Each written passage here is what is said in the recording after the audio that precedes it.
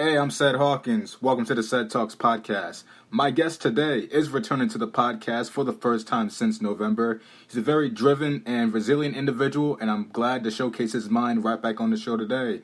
Without further ado, here is Jordan Green. Jordan, welcome back to the show. Yes, sir. Thanks for having me back on. Yeah, absolutely. I mean, the people don't know, but we actually did an initial episode back in February, but that episode, the audio got cut out and it got deleted somehow, which happens, but nonetheless, I'm glad to be sitting here talking to you again. Thank you so much for your time, man. I'm hoping we can create some magic. Definitely. Everything happens for a reason. Yeah, so, yeah. No, we're going to make a banger here. Yeah, absolutely. Right off the bat, how has life been treating you as of late? I know that's a question we ask each other in our day-to-day life, like, how you doing? And we say good, but as we sit here talking and you think about it, how has life been for you? Life is going amazing right now, man. I've just been, I'm getting back into my workflow. I took the first few months of this year to kind of, focus more on the quality of my content. And, I've been through that cycle before, posting less and posting more. But now I'm back more on my, consistency. I'm focused more on posting every day and just giving the people what they want, because they want value. And I know that I can give that to them every day. And anything less than that is, kind of cheating them and cheating myself. Yeah, absolutely. I think that's great that you have that mindset to always think of your fans and just think of the quality of your work. Like right now, I'm going through that myself, trying to look at the landscape of my podcast, trying to see where I can take it, who I can impact more. So I think that type of introspection is like really good when it comes to content creators, because you're not BSing around and you're not just putting stuff out there just to put stuff out there. It's like you really want to make sure your quality is great for your listeners. Exactly. Yeah, and I've been seeing that you've been also doing like a ton of live streams also, like on your downtime also. So how rewarding is that, knowing that now you can be versatile when it comes to promoting different stuff for your channel? It's amazing. Honestly, when we did the last podcast, at that time I wasn't really doing collabs. In fact, you were probably one of the first people I ever collabed with. But I wasn't really doing collabs for my channel. But I don't know, I feel like it's great to bring new perspectives to my channel because, the people know what I think about certain things. Like, they know my stance on a lot of different topics, but to bring different people that, maybe agree with me but disagree with, certain things, just the little things, it's nice to have that different perspective and keep people's minds open. Yeah, absolutely. I think that's what the beauty of podcasts is like, really, when you have different guests. They all have different perspectives and they all have different viewpoints than you do. So just getting the chance to sit down and talk about different topics and conversing about them, of course, in a respectful manner, I think it's great because I think it's always good to get different perspectives in life. Of course, you shouldn't rely on those perspectives as you talk about on your channel. You should form your own perspective on certain things, but just not listening to your own voice and kind of listening to other people. I think that's a really good way to handle life. Definitely. Yeah. You've also been waking up early, which is a challenge that you decided to do for yourself in March. How has that been for you now that it's March 23rd, 24th, I want to say at the time of this recording? Okay, so fun fact, I actually stopped doing that, I want to say a few days before my birthday. And the reason why I stopped doing it, see, I'm somebody that I like to challenge myself. I like to do things that get me out of my comfort zone. Cold showers, no fap. And, in this case, it was waking up early and also, posting every day. But I also have to have the self-awareness to understand when something is doing more harm than good for me. And if something is giving me diminishing returns, I have to let go of that. And, for the ego, it's very hard. It's very hard to do that because it feels like I'm failing. But ever since I stopped doing that, it's like, my energy levels are way higher and I can just produce content and do it in a more natural way. Nothing really feels forced anymore. I'm just kind of going through my days as I want to, which I feel like is when I'm at my best, not only as a content creator, but as a person. That's when I'm at my happiest and healthiest. So, the 6 a.m. thing, it served me for the time that I did it, just because it helped me to develop that consistency once again, especially with uploading every day. But now I'm kind of on autopilot and everything is taking care of itself. Yeah. First off, happy belated birthday to you. I know that was a few weeks Thank ago. you. I was in the middle of midterms, so I was just clouded with a bunch of different things. So happy belated to you. And then that's Thank you. pretty cool that you challenge yourself. I know you know me. I like to challenge myself also when it comes to NoFap, of course, and other different things. Me, I'm naturally an early morning riser, so I get up early naturally regardless. Doesn't matter if it's the weekday or even the weekends. Like the weekends, I try to force myself to stay in the bed because I could be getting up at 6 o'clock, 6:30, and it's like, no, today's Saturday. Like, give your body some rest. But I think it's cool that you have that experience and you challenge yourself to do that.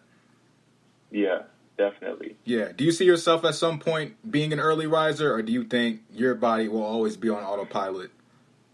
Man, see, I always wondered that, like if I were to move to another place where the time zone is a little different, if my body would adapt in that way. I feel like I naturally like to stay up late. Mm-hmm. Like, don't get me wrong, I like waking up early. I do like waking up early because you have a jump start, a head start on your day. But at the same time, I like staying up late. And those two things don't mix very well. Right. So it's like I have to kind of choose.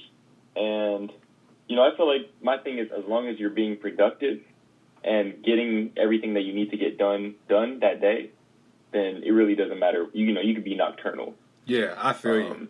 You just have to know your body well. But for me, man, I've tried it, and I started having like health problems and things like that. And yeah, I don't think my body really likes that very much. Yeah, I feel you. I think what makes me a person that stays up late all night is when I take naps. Because when I take naps in the middle of the day, like it's hard for my body to go back down at night. But it's like with me getting up early, somehow, some way, my body's gonna need rest in the middle of the day. So it's always a balance like that. But I'm always productive, always doing something good at nighttime. So that's all that matters. Exactly. Yeah. Do you recommend people wake up early? Is that something that you recommend, or is it something that they have to want for themselves? I think it kind of depends on your personal schedule. If you have the freedom to kind of create at your own, I don't know the word right now. Just lost my train of thought. But basically, if you are on your own time, it really doesn't matter what time you wake up. But I think everyone should try it, though. Everyone should try it, especially if you're trying to callous your mind, is the way that I like to put it. If you callous your mind and get that ball rolling in terms of self-development and self-discipline, that's a really good way to do it, especially if you've been slacking lately. That'll get you right very quickly.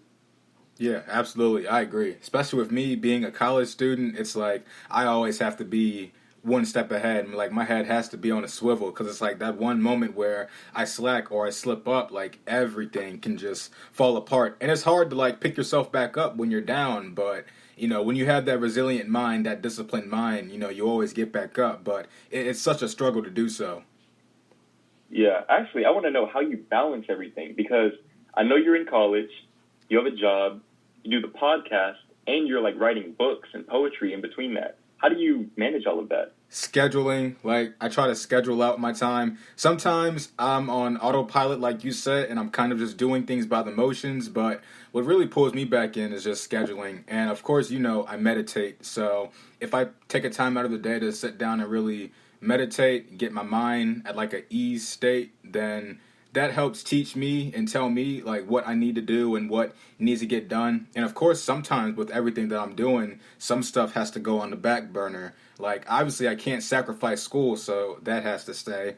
I can't sacrifice work, that has to stay. So it's like, okay, do I focus on the podcast this week or do I focus on my writing and vice versa? Like I went through a point where I had to take a break from the podcast just because I was really stressing myself out trying to figure out which guests I wanted to have, the stuff that I wanted to talk about, on top of promoting my new book I dropped. Like it was insane. And I really had to figure out, okay, what should I really focus on in order to, take care of my mental health? And I said, the podcast can go for a little bit. Like, I can talk to myself for a little bit on certain topics. Like, I don't have to have a guest sometimes. And so I I did that for a while until I got the motivation to just get back in it. But it's a battle. Like it really is tough, especially when people tell me like, man, you do all this different stuff.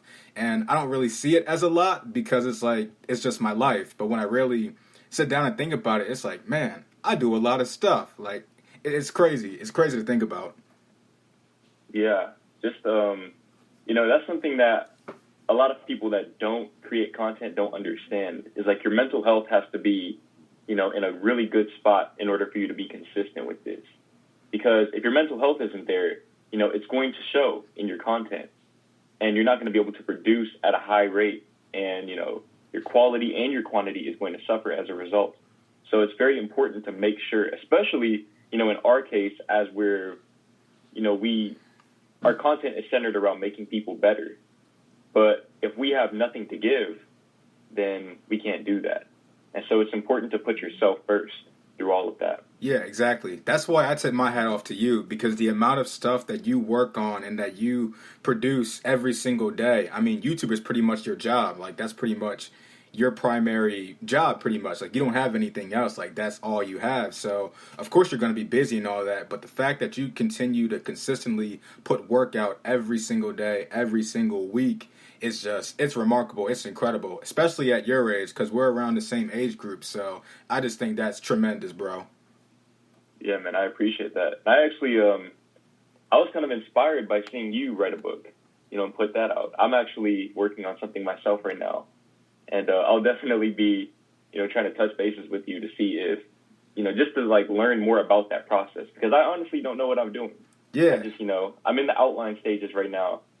But just in terms of publishing and everything like that, I am completely clueless. So yeah, absolutely. Expect to hear from me about that. Yeah, absolutely. Like my aunt, she works for a publishing company, so she pretty much helped me lay everything out. It was pretty much copy and paste on my part. Like I sent her what I wanted in the book, and she made a few little modifications, but it was all up to me if I wanted to make any rewrites or changes to it. And I think that was the beauty of doing all the edits, just because like it didn't feel like I was changing my work for someone else. I was changing my work for myself, and so I felt like it was like really good and like tip top. So that way, when I felt like it was good, I said, okay, let's give them the green light and let's put this out there. So yeah, absolutely, you can hit me up anytime about it.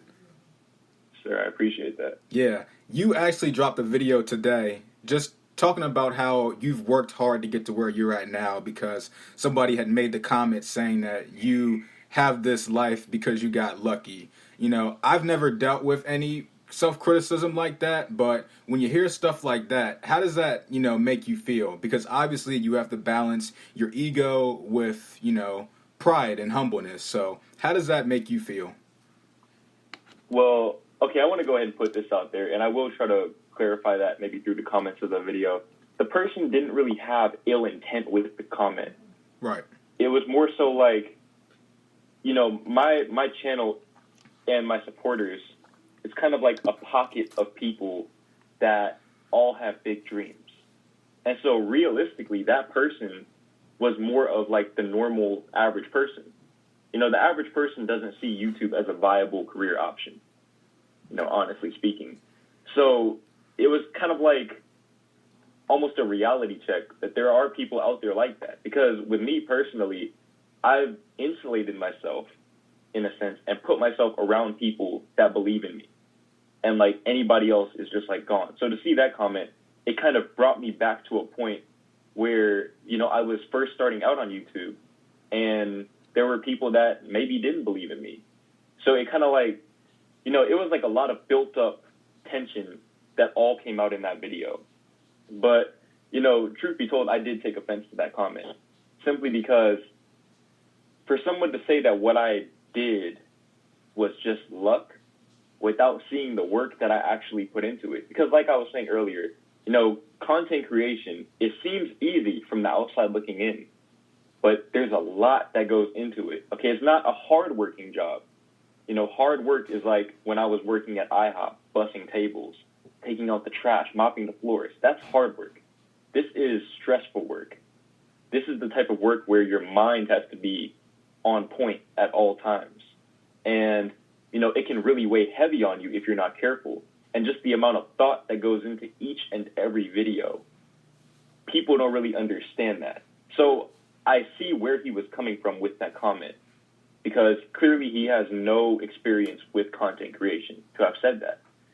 But, you know, I'm trying to learn to not take things like that personally. And I think a part of that is, you know, realizing that when somebody says something like that, the only reason why it would bother me is because I have that insecurity within myself already. Otherwise, it wouldn't have meant anything to me. Right. So just, you know, allowing those moments to help me develop more self-awareness and to grow and to become more secure within myself.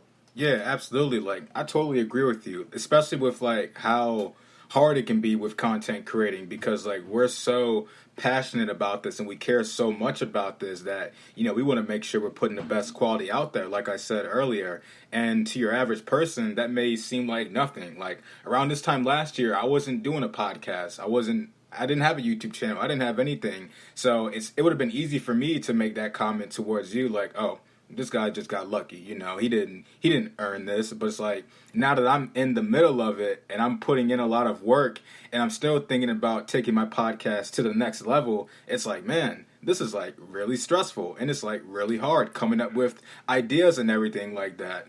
But I would say you're blessed, you know, from a religious standpoint. You know, I always trust and believe in God. I really do think God has blessed you with the tools to get to where you are, and he's continuing to bless you. Like, I don't look at it as luck. I look at it as you're blessed. I'm blessed. Your people that you collaborated with, they're blessed to be able to have a platform and reach other people. So I try to look at it like that instead of luck. Exactly. Yeah, but you know what? I feel like we all need to blow off steam sometimes and vent about certain stuff because, you know, the people don't know. You know, they see things from a different perspective. So when you know, open up the curtains and you really expose, like, what you do, like you said you had spent your Christmas in the basement, you know, working on content while your family was eating dinner. Like, that's some tough stuff right there. Yeah, it's very difficult. People don't understand. I would venture as far as to say that I'm obsessed with it. I'm obsessed with YouTube. And I almost feel like that's kind of the mindset that you have to have. If you really want to, like, get to that level that I'm trying to get to, you have to be obsessed with it.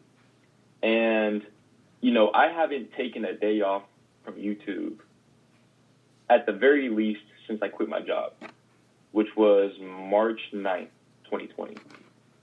So ever since then, it's been every single day I've done something, whether it's filming a video, editing, like, I've been putting in work every single day. Right. Do you see yourself taking a break one day, or do you just see yourself always being on that grind, putting stuff out there? Man, this is going to sound very toxic. Okay, this is going to sound so toxic. I don't think I can take a break. I really don't, because whenever I tried to, you know, lower my workload and go to 3 videos a week, I really started to lose myself, like, quickly. And what I've realized is that YouTube is like work in a sense, but it's also, I kind of rely on it, because me speaking about the things that I speak about, it's almost like a digital journal for me. So for me to post every day, it's like I'm speaking about things that I'm actually passionate about and that I care about. So that helps with the self-awareness, you know, making those videos. So when I stop, it's like, what now? You know, what do I do with all this extra time? Like, I just want to make videos. You know, I can't, like, enjoy my life unless my work is done. And maybe in the future, you know, that balance might change a little bit. But right now, you know, I'm just hungry. Yeah. I'm just really, really hungry. Yeah, I can, like, relate with that when it comes to school. Because whenever school ends for me, I always end up in this, like, funk state where it's like, okay, now everything's over with. Now what? Now it's winter break, or now it's summer break. Like, what am I supposed to do? Like, school has been my entire life. Papers, assignments, exams. This has been my life. So it's like, now what do I do? And most people, they take a break. Me, now, knowing how I get when I'm not in school, it's like, I'm going to be taking 1 or 2 summer classes in the summer just to keep my mind occupied on top of doing a podcast and other stuff. Because I've learned, like you said, when I take breaks, I kind of lose myself when I start school back up again. And it's almost like I've forgotten how to write a paper and do all this other stuff. So it's like, I can relate with you with that. Like, I don't know if I'll ever, like, be done with school. Like, I think I was talking with a friend of mine, and he was like, will you always see yourself being in school in terms of getting your master's and stuff like that? I was like, I think so. Like, I think I'm going to be a grown-ass adult still in school taking classes just because, like, I like to learn. But it's like, without it, I feel like, I'm nothing. But I have stuff to occupy my time with. But yeah, I'm sure you get the point, though. It's like, I need that structure. Definitely. And this is kind of a hot take. I can really only speak for myself, but I think this might apply to you as well. Just the fact that we both kind of grew up without that confidence, without like that natural confidence that some people have, and we kind of had to build it. I think it's very easy to place your confidence in what you do, and like I said, it can be toxic, but at least it's productive, if nothing else. So, for me, it's YouTube. It's like, this is where my identity is. Like, I'm not going to lie. If I didn't have YouTube, I don't know, like, who I'd be right now. YouTube is, like, everything for me. YouTube, my relationship, and, family and friends. Like, that's really it. So without YouTube, it's like, man, like, everything else kind of falls apart. And, I do one day hope to get to that point where my confidence is solely from who I am, as opposed to like what I do. And, I'm working towards that.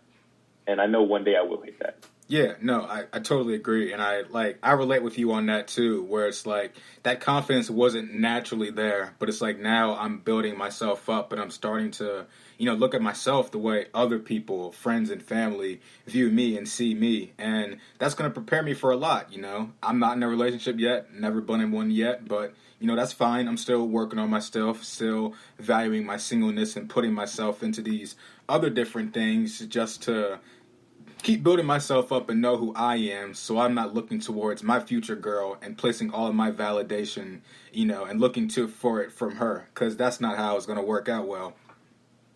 Exactly. It's all about, where you place that confidence from and where you get that validation from. And the best place to get it, to everyone listening, is from within. Always give yourself that validation first, and the validation from outside of yourself will follow that. Yeah, that's the one thing I've learned in my journey through adulthood is that people can tell you everything. They can give you all of this advice, but it has to come from within at the end of the day. Like, you have to want better for yourself. And yeah, it sucks for me to say that, but it's like, it's the truth. It's like, you have to want better for yourself. It's like, nobody can pick you up from that state of depression and anxiety unless you really want it for yourself. Unless someone really unless someone's really down for you and they're really down for you and they want to put up with that negativity. But it's like, you have to help yourself out. Exactly. Yeah. Talk to me about your NoFap journey, because I know you went on a 9-month streak and then it ended this year and you've slowly been picking yourself back up. How was that struggle for you? Well, I'm going to be honest with you. I think relapsing on NoFap. First of all, let me go ahead and put this out there. When I relapsed, it was like a conscious decision. Like, I had to force myself to do it. Because at that 9-month mark, there was no, I had basically gotten it all out of me. Like, it was like my mindset was completely fortified to where if I had not entered a relationship, I would have never relapsed at all.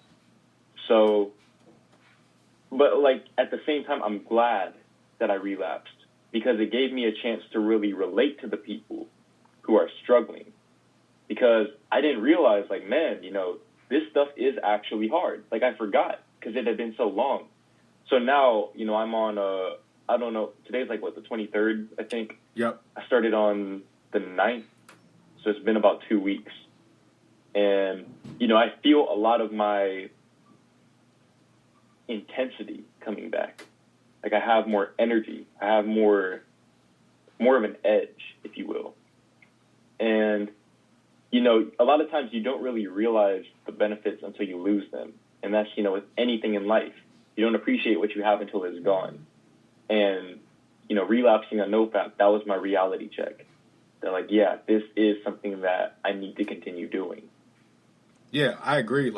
I was struggling with it myself. Like, I had gotten through the typical no nut November, and I was like, yeah, I did that. So I was like, you know what, I'm gonna keep going. And then Christmas Eve, like, boom, relapse. And it's like ever since then, I've slowly been trying to get back to that streak. But it's definitely difficult because I know in my case, March the 7th was the last time I did it. Now it's been 2 weeks for me also. And so it's like, it can be very tough because, like, sometimes you'll look to other YouTubers and you'll see their journeys is like so far, and it's like you almost want to be like them, and then when you fall, which is inevitable, you're gonna relapse regardless. Like, I think that's just inevitable, and you feel really down on yourself because you feel as if you didn't reach those expectations that these self-religious YouTubers are on right now. So I had to take a step away from YouTube and say, okay, I can't be listening to this stuff no more because it's affecting my mental health and making me look bad and down on myself. But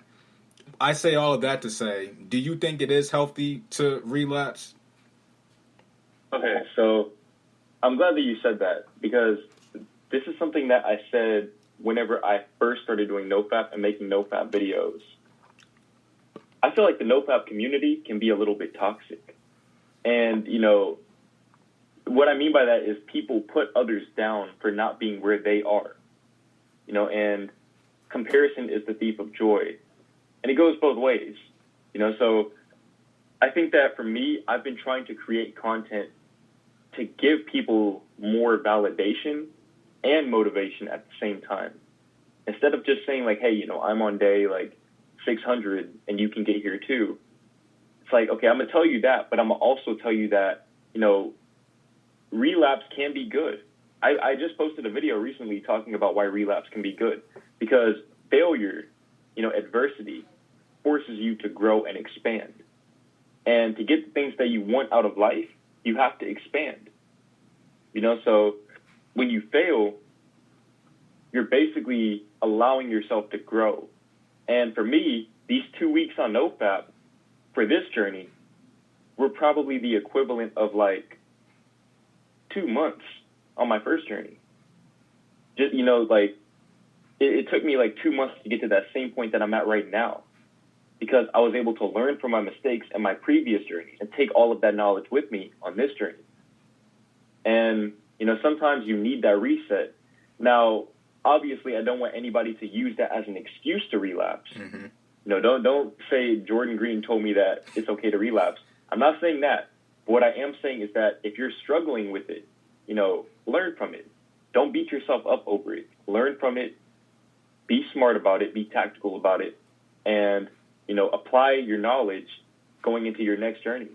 Yeah, absolutely. I know with me, like, social media, that's like my downfall. It's like, it's so tempting, and it's like, I always tell myself, delete the app, you don't need it. And then I find myself re-downloading it because maybe I'm trying to look for someone who could be in my podcast, and I see something, and it's like, oh goodness. And, stuff happens, you know what I mean? And it's like, you always got to learn from it, like you said, and not beat yourself up. I always try to have the mindset of, if you fall down 8 times, get back up 9 times. If you fall down 99 times, get up 100 times. I think as long as you keep going, you'll get to that point like other people. But, it's just important to not look at that and value their words and, take their perception of it while not forming your own perception of the idea.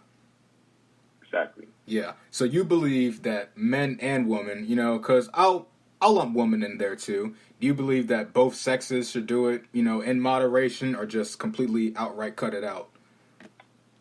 Okay, so my take on it is you got to do what's best for you. Right. What I will say is this. Nobody, I don't care who you are, what your background is, nobody should be watching or consuming porn. Period. Nobody should be consuming that. So bad for your mind. It is so damaging to your mind. And a lot of people don't realize it. And, they don't realize it until they stop doing it. And that's where, people feel like they have these superpowers, as some might call it. It's like, no, you're just living a normal life now. You're like, everyone is like, most people are doing it, so it's normalized. But it's really doing a lot of damage to people's perceptions of themselves and of the opposite sex. Yeah, you're really right. Like, it really is. Like, especially when you're like in the moment, you're kind of like, what am I doing? Why am I sitting here?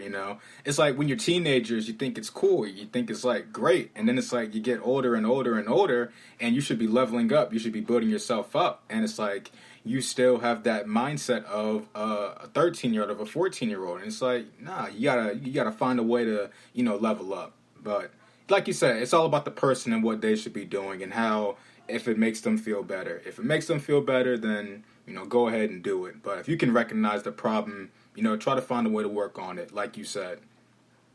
Exactly. Yep. Shifting gears from that, I want to talk to you about really taking the time to invest in yourself. And this is a personal question for me, because I remember seeing you posted something that you got a new MacBook Pro, like, to continue to build up your product and boost up your YouTube channel. How important is it to really invest in yourself to become a better person, like your higher level? I think it's everything. And it goes beyond even just like investing in your craft, but it's also investing in your mental health, your spiritual health, your emotional health, your physical health, becoming a better person. That's the most important thing, is becoming the best person, cultivating your mind. Your mind is so powerful. People don't understand that. And, some ways you can do that are putting yourself in situations where you're around positive people, for example. That's something that I did. And that's why I personally think quarantine was one of the best things that ever happened to me. I didn't have to be around negativity anymore. And I could really just focus on cultivating that positive mind from within and consuming positive content consciously. And that's one of the greatest investments I ever made in myself. And it was completely free. I just watched videos that, helped me develop confidence naturally and help me believe in my dreams and believe in myself and my ability to accomplish everything that I want to accomplish. And that's honestly something that I would recommend everybody do. That's usually going to be the difference between success and failure. It's just investing in your mindset, investing in your knowledge and your wisdom. Yeah, I agree. That's what helps you get better in life. And of course, as you continue to level up, I think great things happen to you, as you continue to move towards the goals that you have for yourself. Like with this podcast, I want to get a new laptop because I got scammed a few years ago. I wanted a 2015 MacBook Pro and they gave me a 2009. But me being 18 years old, I didn't know any better than to call the people up and say, hey, I got the wrong laptop. So I have this '09 laptop. I have the finances to get a new laptop, but I'm so cheap and frugal, I don't want to buy it. But I have to level up and I have to grow as an individual when it comes to my schooling and my podcast. So I think that's the next move for myself, but it's just a matter of figuring out where to get it, who to buy it off of, and just figuring out what to really do with it, because I don't want to buy it and then just sit there weeks later and not even touch it. Like, I want to continue to use it, but it's all about, developing your mind, getting over the what if questions, the insecurities, and just going out and do it. Yeah, I'm glad that you mentioned that. I actually still have my old MacBook, if you want to buy that off me. It's 2019, I believe. And that MacBook made me a lot of money. So we can talk about that after the podcast. Yeah, absolutely. Yeah, invest in yourself. Invest in your craft. Yeah, absolutely. And then personally, too, because I told you I had a slip up earlier in the month, but I haven't been reading as much like I wanted to. Like this year, I've read 8 books, which is like really great. That's something I can pat myself on the back on, but I haven't been reading as much. So, that's something I want to get back into, consistently reading again. Getting off social media instead of re-downloading the app just to look at something, then clear it off again, just getting back to those things. Obviously, it's going to take time because this is something that I train my mind to do subconsciously and unconsciously, which I shouldn't have, but, everything takes time, but I'm sure it'll all work out in the end. Exactly. It took you time to build the habits up. It's going to take you time to break the habits down. Yeah. So you just have to be patient with yourself and focus on one thing that I've been trying to do is focus more on improvement as opposed to perfection. And with me personally, I hold myself to a very high standard. And, sometimes I hold myself to a standard that I can't reach. I simply can't reach that because I'm not perfect and I'll never be perfect. But I can get better every single day. There's no excuse to not do that. And that's something that I've been trying to apply in my life. Yeah, I feel you. Especially with like being a perfectionist, like I feel like that's something that we both have. Like we always want to do the best and be the best, and it's like that's always a cost and it's a detriment at times because, you put so much pressure on yourself and you stress yourself out that when you mess up, it's just like, oh man, like I'm the worst. Like I'm just this awful, person. But like you said, it's just all about improvement. Like I always try to keep in my head, and I think you said it once in your videos, like to be a better person than you were yesterday. Like, I believe I'm a better person today than I was yesterday because I was stressed out yesterday. And today I'm more relaxed and chill out. So that's what it's all about, like improvement. Exactly. Small incremental improvements over time. That's where greatness is formed. Yeah, absolutely. Shifting gears from that, I want to touch on relationships because I'm sure people listening, whether they're in a relationship, whether they're single, they struggle with that also. I know you're in a relationship right now, but when you were single, did you struggle with feelings of loneliness and feeling inadequacy when you were by yourself? Oh, absolutely. Absolutely. For the better part of 20 years, actually. And it really wasn't until, I would say, okay, around this time last year, I had some things happen with somebody that I was talking to at the time. And that really messed me up. But I'm so grateful for that because that right there, that situation is the sole reason why I am able to have the relationship that I have now.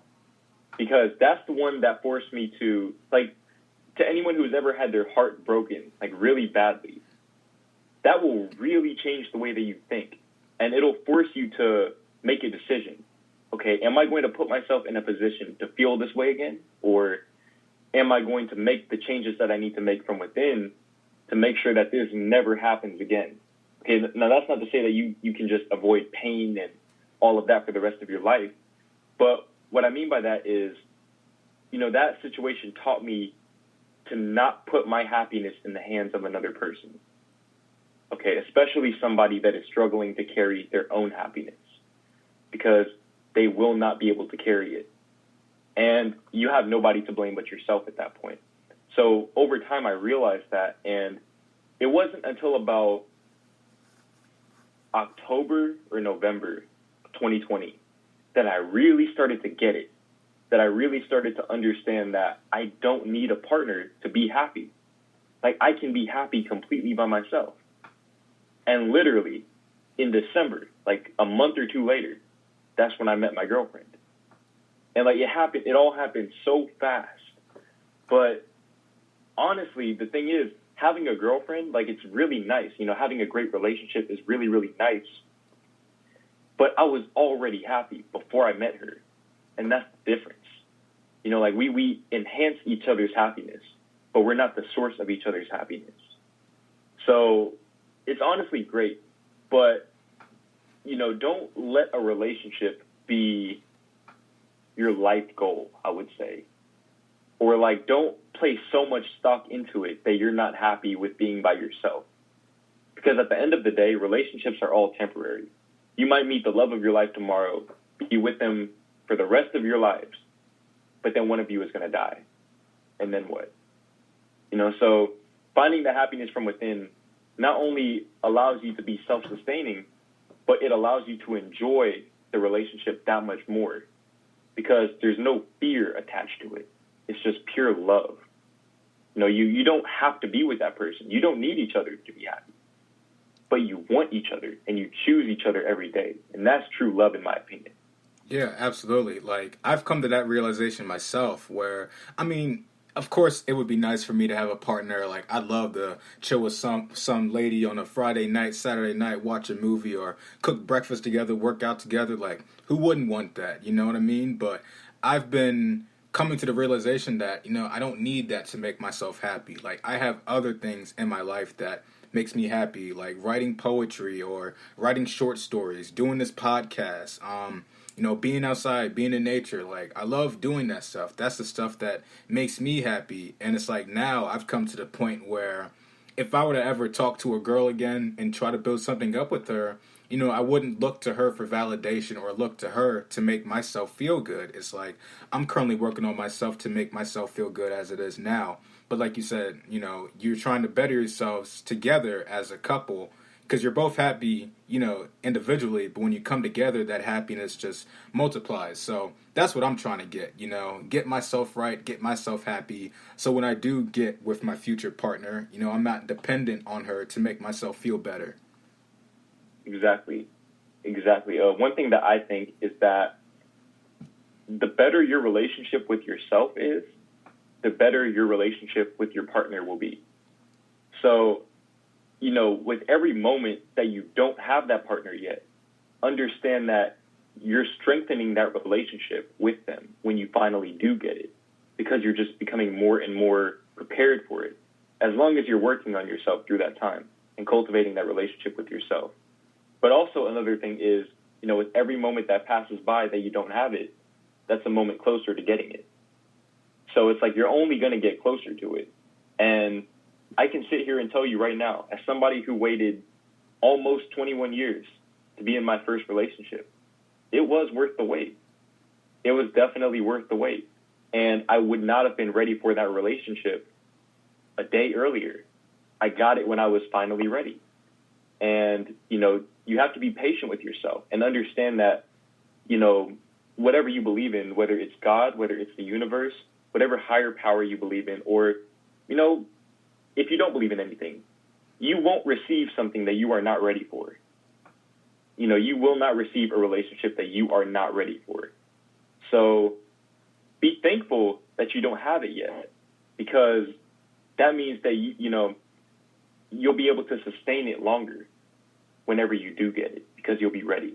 Right. How do you keep yourself open to love while not appearing desperate? Because, we always hear that saying that, oh, you should still be open to love, but, you shouldn't be out here simping over girls. You shouldn't be out here, forcing to love. But how do you keep yourself open to it? Do you shoot the shot when you feel like you should? Do you just sit back and wait? Like, how do you keep yourself open to love, in your opinion?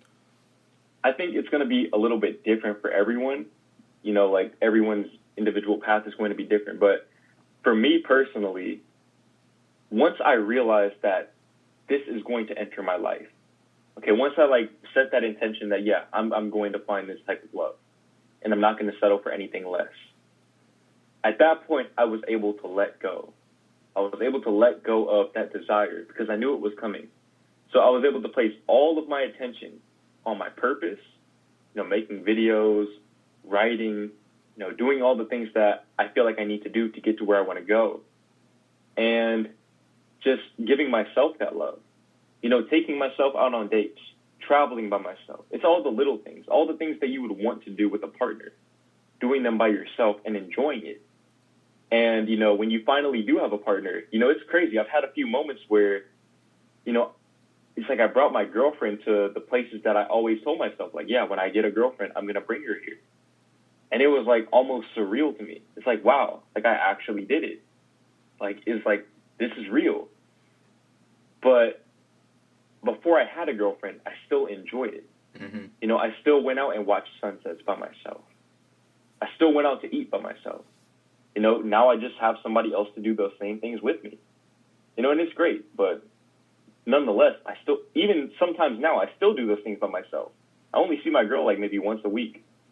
So, honestly, just do what you love and live in the moment and enjoy your life. Be within your purpose. Focus on your work. Yeah, and I'm glad you said that also. You see your girl once a week. I think that's pretty cool, and I think that's actually great for your relationship because you're not with each other 24/7 every day. I know people who are literally with each other every single day, and I always think to myself, I would go crazy if I saw my woman every single day. Now, granted, if I get a wife, that's going to be the case, and I'm sure I'm going to love her enough to want to see her every day, but everybody needs their space at some point, and I think that's really cool that you two, you individually, you have your own projects, you have your own stuff that you like to do, but when you come together at the end of the week, that's your time together and you build upon each other. I think that's really great. Exactly. It's amazing. It's definitely amazing.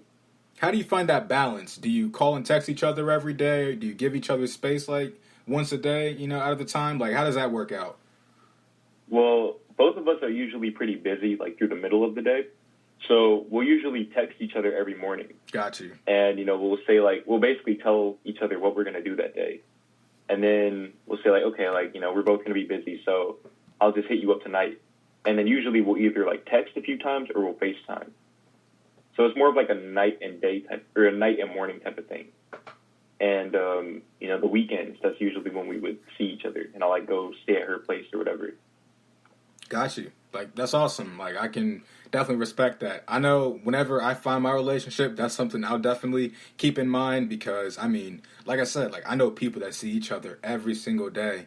And as someone that likes to do their own projects and stuff while also, like, having their own space, like, I think that's the perfect balance when it comes to a relationship. Of course, in the beginning stages because you're still trying to feel each other out and, you don't want to step on each other's toes, seeing each other every single day.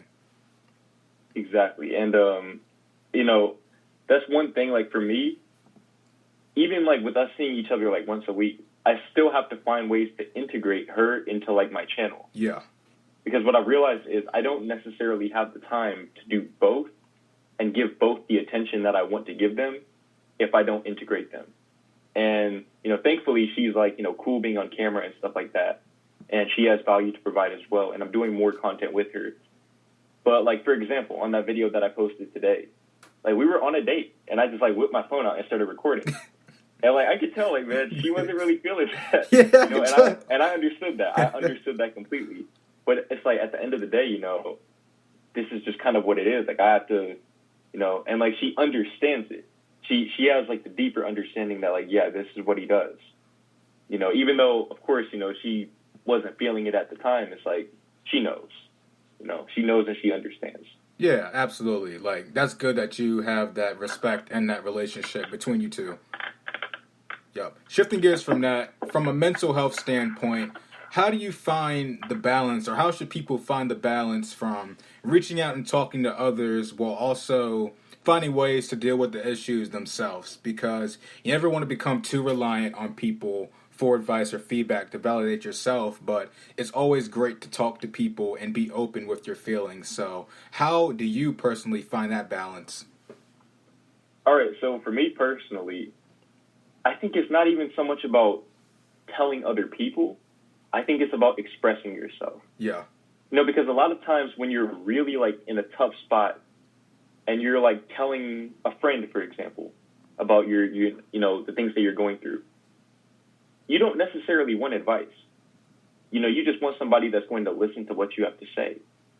And I think for me, like I said, YouTube helps me a lot in that regard. And also journaling. Just finding different ways to express yourself, whether it's in a direct way, like making videos, like just talking, or, if you have somebody to talk to, or expressing them artistically, writing, painting, like things like that. You have to find ways to express yourself, and not only express yourself, but re-examine the way that you express yourself, and draw those conclusions from within, because you're the only person that truly knows yourself. Nobody can know you better than you can know yourself. So, like, for me, for example, filming the videos is one thing. I'm talking to the camera, getting everything off my chest, but then I have to go back and edit the videos. And in doing so, I have to listen to everything that I'm saying. So I'm basically becoming that person for myself. In addition to my girl, my girl has definitely helped me out quite a bit in that.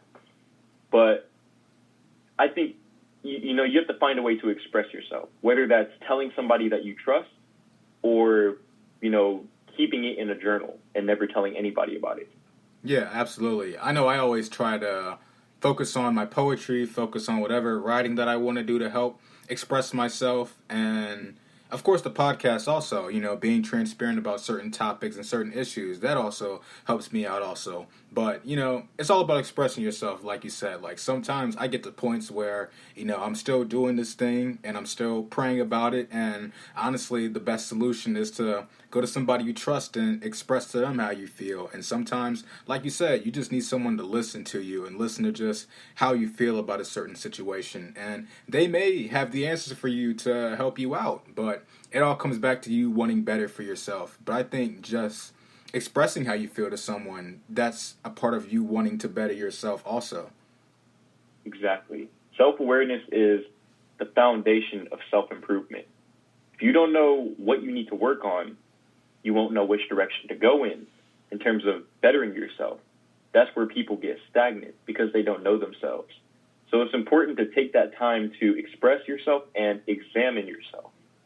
Yeah, absolutely. Like that was like I can't even say it in the past tense because sometimes it's present where you feel like you're doing so many good and different things, but you kind of hit a point where everything is kind of quiet and you don't really know which direction to go at. And it can get tough when you're in silence and you don't really have nothing for you to do. But sometimes that's a good thing also because now it's time for you to kind of reflect and plan out what you want to do. Like after I released my book last month, there was silence. It was almost like, okay, I just dropped my book. There was all this anticipation and excitement. Now it's out there. Now what do I do? And I hit a point where a few weeks, I didn't really know what came next. And I'm still searching for that next thing to put my interest into. But as long as I stay consistent with my day-to-day task, like that's all that matters. And I'll find my answer. Exactly. Have you had situations when it came to your channel or just personally in life where you hit a quiet point or you were a little stagnant and you didn't know which direction to go at? Yes, actually. Going back to earlier this year when I was posting less frequently, I hit that point a lot. And, towards the end, right before I started posting the 6 videos a week again, I was like completely lost. Like it was so bad. Like I'm not gonna say I was like thinking about quitting YouTube, but I started to question if YouTube can be like my main source of income. It's like, bro, I might have to find something else because I was like losing that passion for it, and I felt like my creative inspiration was dying because my mental health wasn't all the way there. And it's very difficult to get through those points, but I had to reflect on my past and think about all of the things that I've overcome along my journey, because that's something that I'm no stranger to. I've been through that. I've thought those exact thoughts. I've had that same anxiety before. And I realized that, what, this is just, here for the moment, and I'm going to take whatever I can from this, but eventually I'm going to get back to where I was, and I'm going to get back to that high point. Content creation or entrepreneurship, anything where you're not within, like, a set and defined structure that you're not creating for yourself, there's going to be ups and downs, and some of them are going to be very high and some of them are going to be very low. But as long as you're constantly improving, those new lows will match or exceed your old highs at some point or another. And, you'll be able to look back on all of the things that you've been able to overcome. And that's why, like I said, journaling and, making these videos, I can always look back on those things. Anytime I need a confidence boost, I go back and look at my mindset, from when I quit my job. I was scared, like, how am I going to make money? All of this. And I'm like, man, now I'm making money. Like, so no matter how fearful I am right now, I'm not as fearful as I was back then, and I managed to do it back then, so I can do it now. And sometimes you have to find that validation, and the best place to find it is from your own journey. Yeah, absolutely. Like, I have those moments too where I can kind of get down on myself, always try to wonder, like, man, how can I, go forward with this? I don't really know where to take this in the next direction. And then I always hear that little voice where it's like, think of where you were March of last year. Think of where you were March of 2019 or 2018. And I look at where you are now. And it's like, man, I'm continuing to grow and I'm continuing to get better. So it's crazy to think about, here I am, March 2021. Just imagine where I'm going to be at March 2022. Like, I have no idea. I can't see the future, but it's like, being able to continue to grow and not be afraid to fail, even though you're going to fail. And it's like, it's very hard, but like not being afraid to fail and to take those chances and risk, that's the key to success in life, as you talk about in your channel. Exactly. Yeah. Have you picked up any new hobbies this year as of late since the last time we talked on the podcast? I think it's been more of reintegrating old hobbies. Gotcha. For me, it's been writing. I really had to do some introspection because, like I said, when I was lost, earlier this year, I was looking for anything. And I'm kind of glad, too. I'm glad that I went through that because it helped me rediscover my passion for writing. And truth be told, I think writing is actually my biggest gift over making videos. Just like from a natural standpoint, I'm a much better writer than I am a speaker. And it comes extremely naturally to me. And, I'm just trying to right now sharpen my sword a little bit and work on my skills by doing things like journaling every day and, emails and all of that, just whatever practice I can get. Before it was more poetry. Now it's more of like, creating really big projects. Like right now I'm working on a book about the law of attraction. And this is going to be my first time ever writing something like this. I think the longest thing I've ever written was maybe like a 4-page essay in school, something like that. So I was like, I'm not used to doing this, but, that's an exciting feeling for me. I love the feeling of being intimidated because I know that when I do complete it, I'm going to be like, man, I've come a long way. That's just going to be more confidence.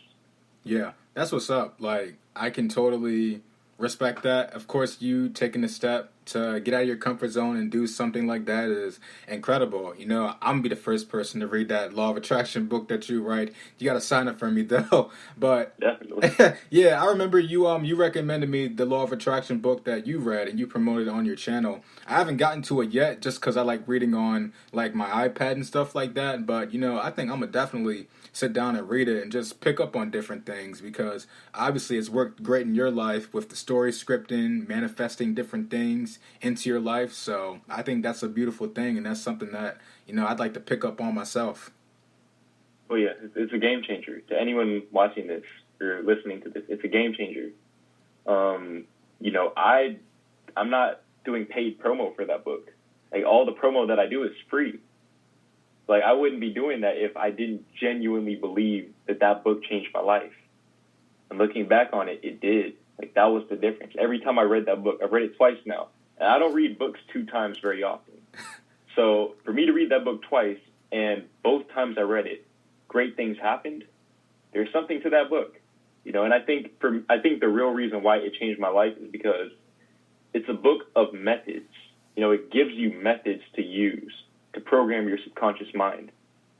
So in doing that, it's going to speed things up for you because you're actively practicing. As long as you're doing everything that the book says, you are actively working on your subconscious mind. Right. I know the one hobby that I want to get back into is between coloring and painting. Like, I used to love coloring, and I do it from time to time, but I've been so busy I haven't had the time to do it. And then I took an art class in college, and even though I was terrible at art, I really liked painting, like different colors and stuff like that. Like, it was really cool, but just something to think about, for people looking to pick up old hobbies. Nothing wrong with that. Takes your mind off of what's bothering you and helps you out along the way. Definitely. Yep. What goals do you have for yourself for the remainder of 2021? Obviously, you said the book that you're working on right now, but what other goals would you like to have seen or accomplished this year? I came into this year with the main intention of hitting 100,000 subscribers on YouTube. That was like my main thing. And honestly, I'm not going to say that I don't want that anymore, but I really don't care anymore. Like I know I'm going to hit it, and whether I hit it in that time frame or not, that's irrelevant. I just know that for me, I'm focused on becoming better every single day. And I want to end this year off as a better person than I was at the beginning of the year. If I can do that, I'm living my best life. Yeah, that's a great mindset to have, especially for me because I'm working towards my 100th episode. Like you're episode 84, so I'm gonna get there. It's inevitable, especially with my work ethic and my grind. It's gonna happen, but if I can just let go of that pressure of reaching that and just allow life to happen to me, let it run its course with me, I know I'm going to get there. So that's just less pressure. But as you said, I want to be a better person on December 31st than I was January 1st or December 31st of last year to this year, So that's the goal, just to be able to kind of reflect on myself this year and say, hey, Ced, you did a good job this year. Exactly. Yeah. And my last question to you, Jordan, before I go ahead and let you go. You've been shooting the breeze for about an hour now, but if you could give a piece of advice to old Jordan when he left college, what would you say to that Jordan? Okay, so we're talking about 19-year-old Jordan that just dropped out. Yeah. Man. It's a loaded question. I think, honestly, I'm not sure there's anything I could tell him because right after I dropped out, I started making YouTube videos. I guess for me, the best thing I could do, if possible, would be to show him where I am right now and say, like, look, if you just keep doing this, this is where you are going to be. And that might give him the motivation to go even harder than I went at the time. And who knows where I could be right now if he does that. So I wouldn't necessarily try to steer him in any direction. I would just try to encourage him and tell him that he's doing what he needs to do. Because, of course, when you drop out of school, man, like, that's scary. Okay, that is so scary, especially as somebody who was mostly known for academics, mostly known for my GPA, mostly known for, being an A student, and things like that. To drop out of school, that, like, shook everything up in my life. And it shook up my perception of myself, too. So I think just to give him that validation, and to hear it from his future self, that would be everything to him. Yeah, but kudos to you, though, for taking that chance on yourself and living your dream, because you're pretty much living it right now.